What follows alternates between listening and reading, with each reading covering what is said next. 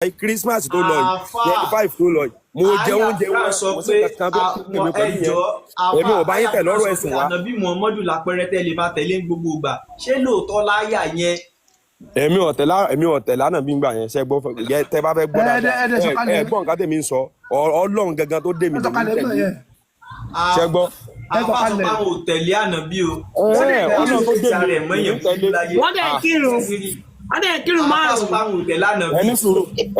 ẹni mò ń kírun márùn-ún ẹni sùúrù Pọ́ọ̀lù ẹni sùúrù ìyá yìí ẹni sùúrù sẹ́ àní ẹni sùúrù ìyá yìí tó sọ pé mò ń kírun ókè Ànọbí Ádámọ̀ nígbà tó wá ṣe Ànọbí ti dé ńgbà yẹn àwọn Yakubu sàn ti dé àwọn Abrahamu sàn ti dé ńgbà yẹn. sọ pé òjíṣẹ́ aláàlá pẹrẹrẹ tẹ́lẹ̀ máa tẹ̀lé gbogbo ìgbà ṣé ẹ gbàgbọ́. tó bá wù ẹ̀yin ṣe bí àwọn Pọ́ọ̀lù orú lórúkọ yìí ní sèbáyà àwọn ìsìnkẹ́ ṣùgbọ́n wà kí ló dé yín tẹ̀lé Jésù. àwọn ọmọdé ní àpẹẹrẹ tá a lè máa tẹ̀lé ní gbogbo ìgbà ṣé ẹ gbàgbọ́. ọ̀dọ̀ yín ni ká ẹ máa kà yẹn ṣiṣẹ́ ẹ̀yin tó ká tẹ́mi ní sọ ọkọ ní nǹkan tẹ́yìn sí. ṣé ẹ gba Kùránì gbọ́ gẹ́gẹ́ bí ọ̀rọ̀ Ọlọ́run. ẹ dákun ẹni sùúrù èmi fẹ́ béèrè kan lọ́wọ́ yín sìn ṣé gbogbo ìgbà tó gẹ́gẹ́ bí ọ̀rọ̀ Ọlọ́run. ọ̀dà tẹ́ ẹ bá fẹ́ gbọ́ tèmi èmi gbọ́ ti yín bọ̀ èmi fẹ́ béèrè kan. ṣé ẹ gba Kùránì gbọ́ gẹ́gẹ́ bí ọ̀rọ̀ Allah. ẹ jẹ́ kí n bá Mr. Amokanju sọ̀rọ̀. àfà ṣé ẹ gba Kùránì gbọ́ gẹ́gẹ́ bí ọ̀rọ̀ Allah.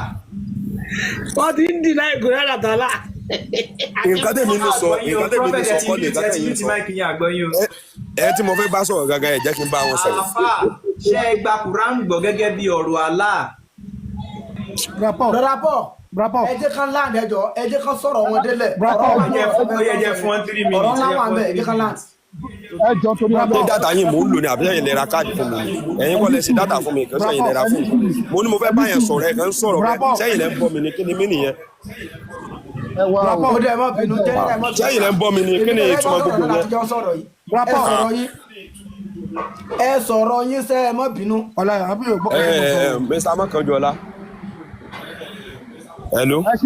ẹ ṣe sùúrù kẹtọ fún mi sọ̀rọ̀ Amokanju ọlá ẹ ṣe àdìbò ṣe wọ́n ṣe ẹ ṣe sùúrù dáàdi ẹ ṣe sùúrù ẹ ṣe sùúrù dáàdi. mo fẹ́ jẹ́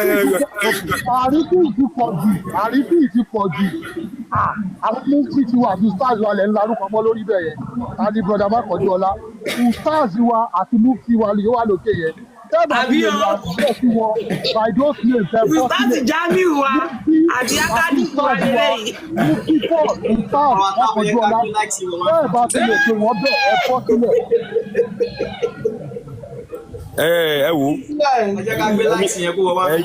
lè fẹ́ bá sọ̀rọ̀ nǹkan táwọn tó ń kílè mú sin báyìí ìgbà tẹ́ fẹ́ pe Jésù bọ̀dá Jésù lẹ́ ń pè Dangote ṣé bọ̀dá Dangote lẹ́ ń pè ẹni tó bá ní nǹkan ẹni tó bá ṣe kí ní ẹmọ ìlú bọ̀dá fún ẹ̀yin ọ̀mẹ́nìtì ọ̀yẹ jábọ́lẹ̀ tó bá jábọ́lẹ̀ mọ́tò ló máa ògbó ló máa pa ẹ́ ó máa sórí búkú ni Olúwa níyì tó o bá ti jábọ́lẹ̀ kò ní dáa fún ẹ.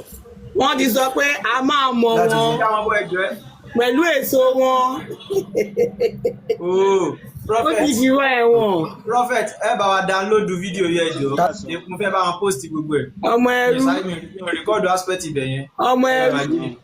wọ́n ti díẹ̀ ni mo ti já ilẹ̀ tó kó máa lọ. ẹ wo bó ṣe dójú ti àlá. Ọlọ́run ò lè tẹ̀lé Muhammadu. ó dẹ̀ kírun. mo rìkọ́dù apá abẹ yóò bá lórí íńtánẹ́ẹ̀tì lọ́la.